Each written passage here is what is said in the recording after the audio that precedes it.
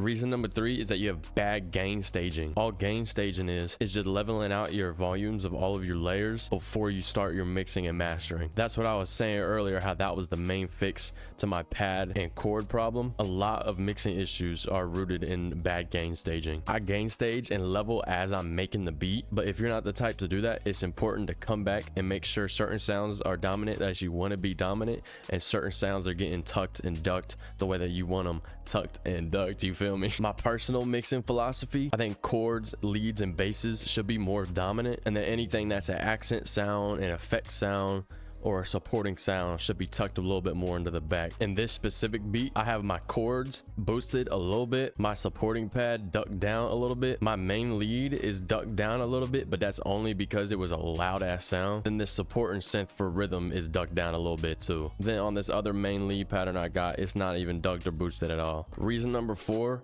is mid and side processing. That's just a fancy way of saying stereoizing. Most mixing philosophies, the center of your mix is for the lower frequencies, and as the frequencies get higher, they get pushed more to the edge. In my personal mixing process, as I'm leveling and making the beat, I'm sending everything into the mixer already, then adding the width with the stereo separation knob in the mixing rack. These first two are my chord and my pad patterns, so I want them to be a little bit more dominant, so I don't have my chord pulled really wide, but I have my pad pulled a little bit more wide, so when I duck this volume, it's sitting underneath of my main chords and kind of giving a supporting bass that's hugging around it. You can see with these background sounds, these accent sounds, they're very wide and they're a little bit lower in volume. The second step to that in my mixing process is taking all my melody layers and routing them into a bus, then processing it again with a multi-band stereoizing tool. This is Ozone Imager. It's free. I think everybody should have it. I have 3 bands set in place. I have a high band, a mid-high band, and a mid-low band. I got my highs slightly more separated